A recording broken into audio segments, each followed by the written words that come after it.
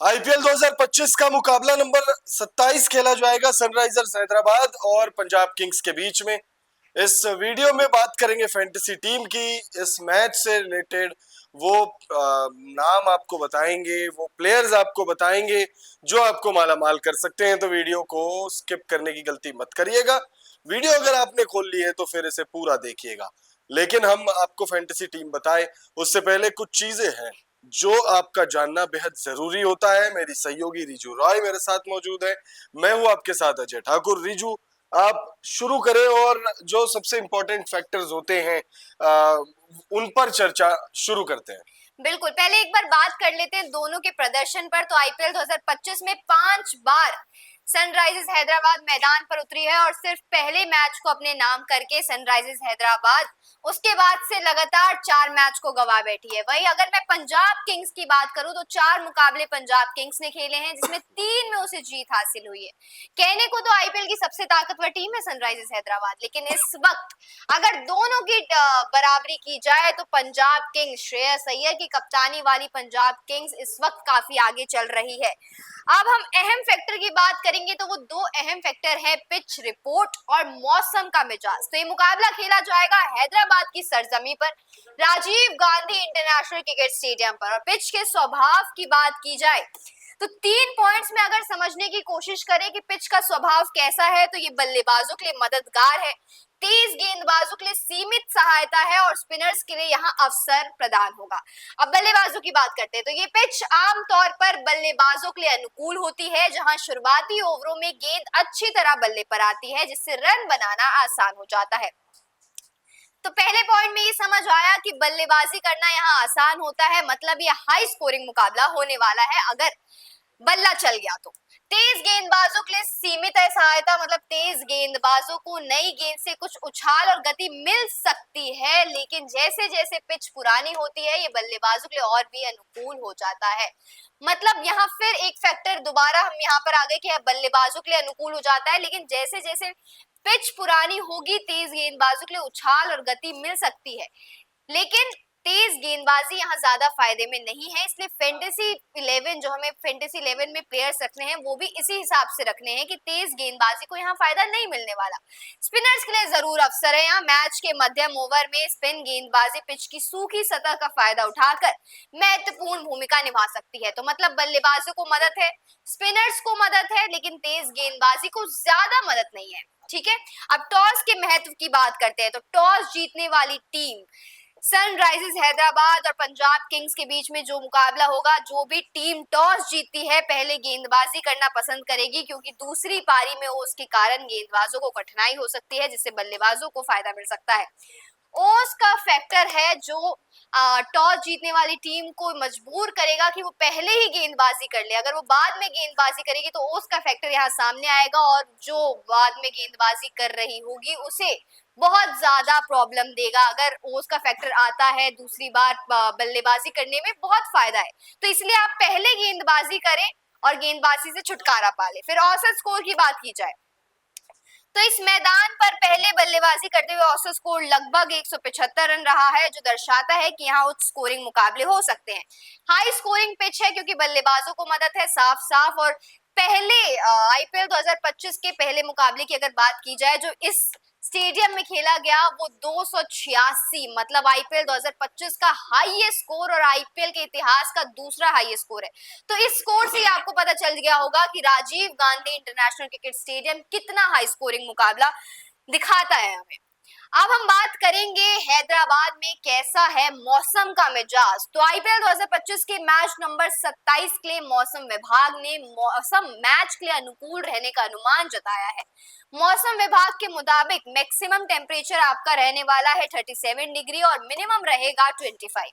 मौसम विभाग ने इस मैच के लिए 5% बारिश की चेतावनी जारी की है, जबकि मैच वाले दिन 30% ह्यूमिडिटी का सामना खिलाड़ियों को करना पड़ सकता है। 5% बारिश की चेतावनी मतलब कोई चेतावनी नहीं, पूरा मैच देखा जाएगा और मैच में कोई भी रुकावट नहीं होगी। तो मौसम विभाग का ये साफ है कि बारिश वारिश कुछ नहीं होने वाली और पिच का भी साफ है कि बल्लेबाजों को मदद मिलने वाली है।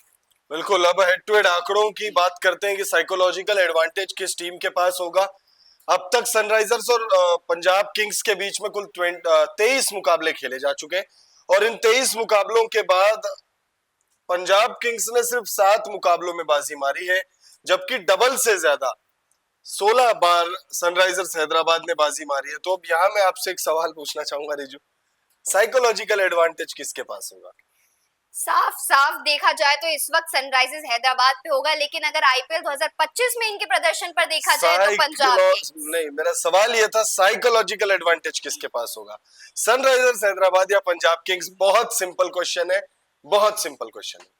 देखिए यहाँ दो फैक्टर आ जाते हैं। अगर इस हिसाब से देखें, अगर हेड टू हेड रिकॉर्ड्स के हिसाब से देखें तो साइकोलॉजिकल फैक्टर यहाँ पर इन्हें फायदा होगा सनराइजर्स हैदराबाद को, लेकिन आईपीएल 2025 के प्रदर्शन पर देखें तो साफ साफ पंजाब किंग्स आगे चल रही है, क्योंकि एक मुकाबला सनराइजर्स हैदराबाद ने जीता है और यहाँ 3 मुकाबले जीत कर आ रही है पंजाब किंग्स।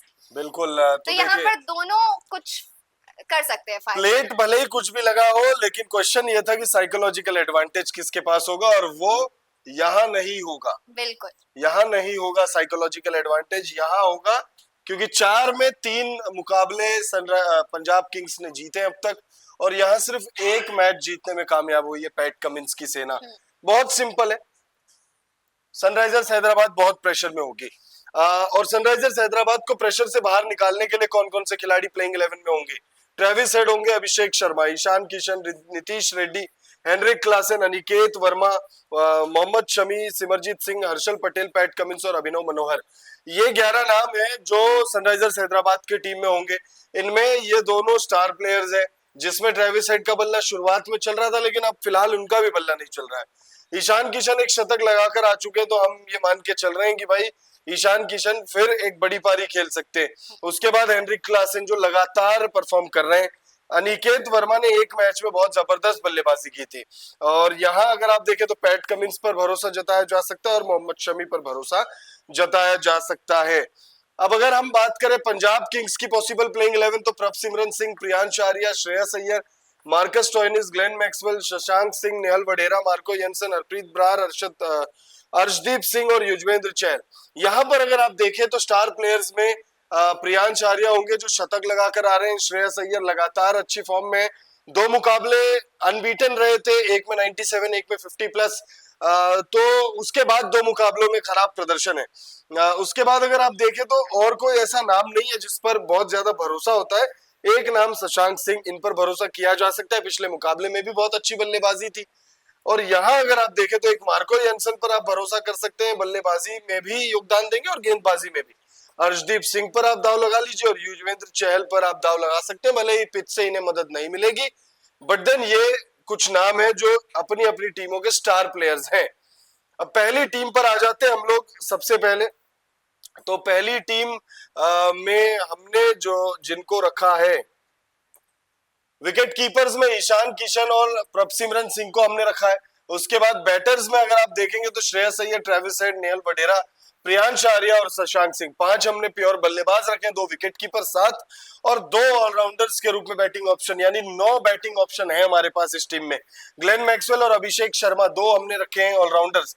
अर्शदीप सिंह और मोहम्मद शमी, सिर्फ 2 तेज गेंदबाजों को रखा है। स्पिन ऑप्शन में हमारे पास 2 नाम ऑलरेडी है। हम अगर यहाँ युजवेंद्र चहल को लेते तो हमें यहाँ पर कॉम्प्रोमाइज करना पड़ता, और यहाँ पर कॉम्प्रोमाइज करने जैसा ऐसा कुछ है नहीं।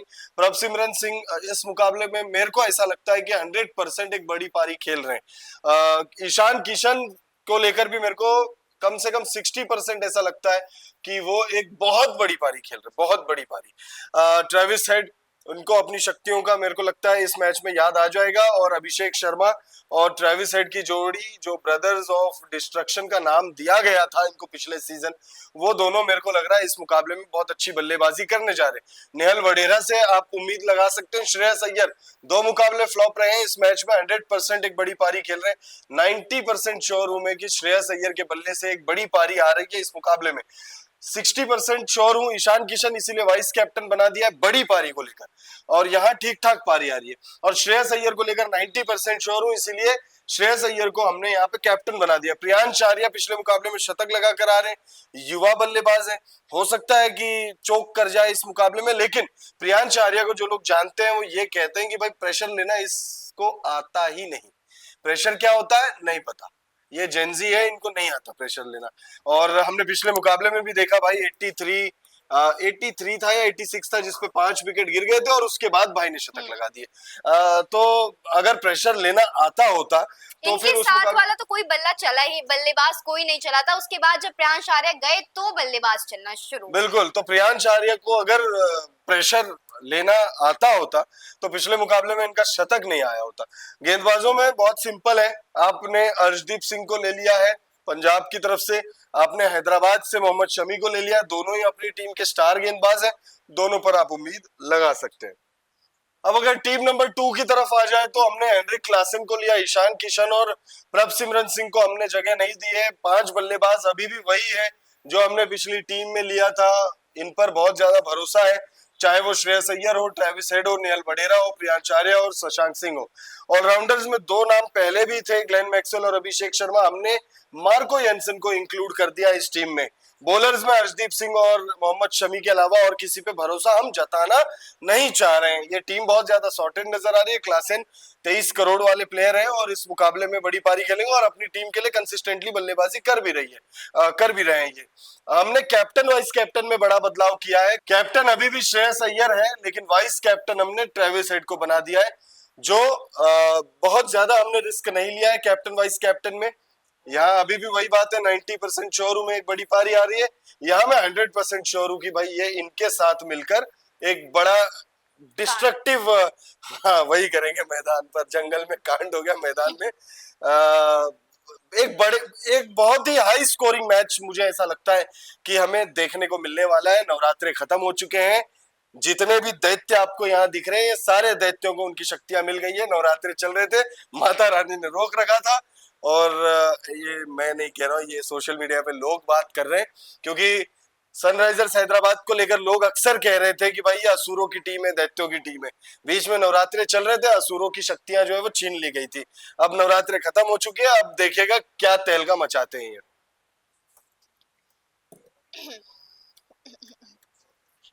अब हम नजर डालेंगे अपने तीसरे फैंटेसी पर। तो हेनरिक क्लासेन आपको नजर आएंगे, ईशान किशन विकेट कीपर के तौर पर। बैटर्स में है श्रेयस अय्यर, ट्रेविस हेड, नेहाल वडेरा और शशांक सिंह। ऑलराउंडर्स में ग्लेन मैक्सवेल है, अभिषेक शर्मा है, मार्को जॉनसन है।